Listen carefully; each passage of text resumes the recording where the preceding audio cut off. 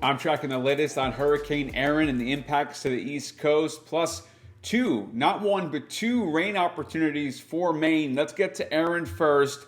Going to be a major hurricane, make a run for Cat 4, Cat 5. It's going to split the goalpost west of Bermuda, east of North Carolina, go right in between those goalposts. I'm showing you here the wave height because those will be the biggest impacts. Okay, it's not going to bring rain to the East Coast. It's not going to bring flooding. It's not going to bring any damage as far as that goes. There will be some surge, obviously, from the inland push of all the water, right? You're going to have wave energy, but there's not going to be storm surge like you'd think from a hurricane. But there it is. This is the look. Once again, there's the storm. Here's the goalpost right here. So here's Bermuda. Here's the East Coast. As I've been talking about now for a week, when people were telling me I couldn't call this storm out a week ahead.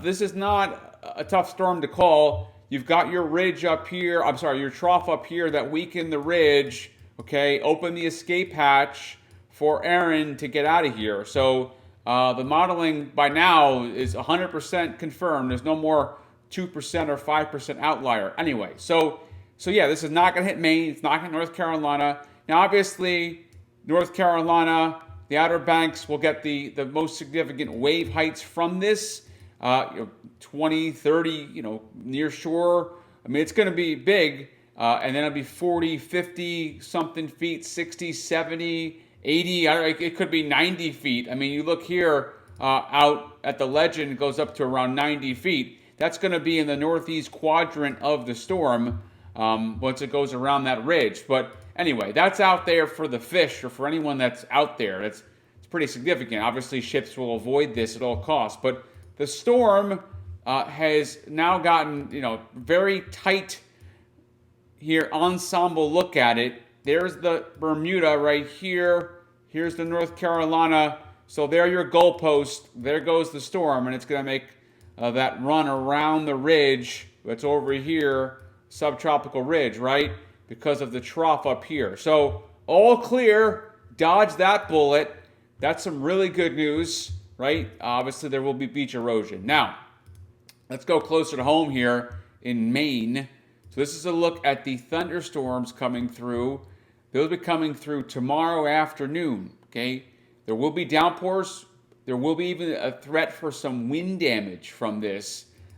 Most of it not going to be severe, but especially in the afternoon, humidity is going to rise, okay? And right around here, down east, watch out. Once again, we had warnings to the last front. There'll be some warnings with this one. Air will be very unstable. So it'll be, coming during peak heating of the day and the evening time. So I will stop it. Let me stop it here and show you the exact time frame so you can get a better idea, okay? Let me stop it right here. Okay, let me stop it. There we go. Okay, so this is 6 p.m.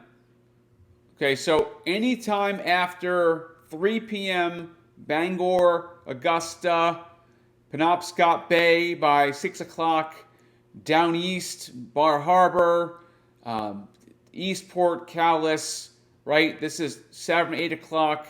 Okay, then it clears Eastport by 10 o'clock at night tomorrow. Okay, so there you go. There's your front. Now, look at the rainfall that's coming with it. Once again, you get caught in these downpours, you're going to be up around an inch. That would really help with the drought. Like, this is the place that needs the rain more than anywhere else, right here.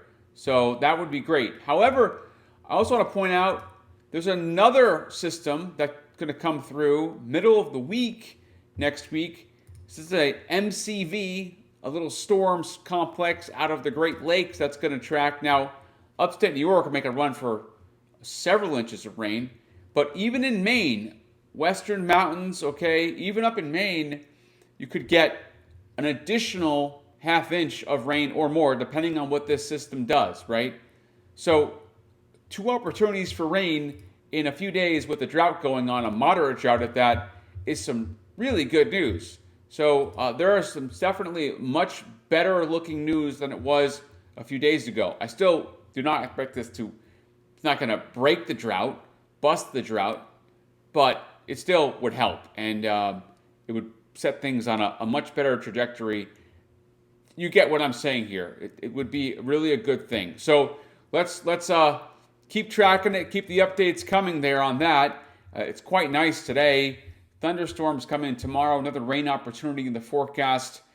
That's going to be, once again, the Tuesday, Wednesday, kind of Thursday time frame. But today is crystal clear. I mean, there's a few fair clouds up there at the Aroostook Regional Airport up in the county, but that is it. Looks really good.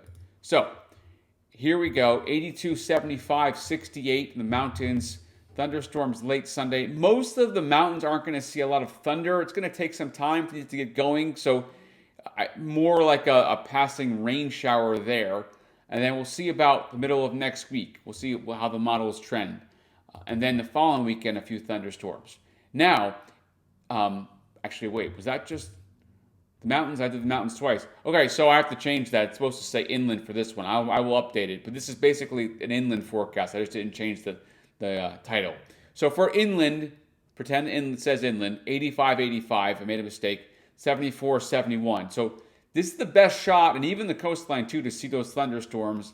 But then only 69 Wednesday. So cooling off, warm back up. For the coast, 76, 83, humid on Sunday. For tomorrow, thunderstorms, watch out in the afternoon. These will impact some plans, and we need the rain at this point. So the rain will be better than having a great day of recreation. Today's your great day of recreation, so you can't complain tomorrow when the rain comes, because the rain is desperately needed. So we'll take every drop of it. Thank you for watching Jason Nappy Weather.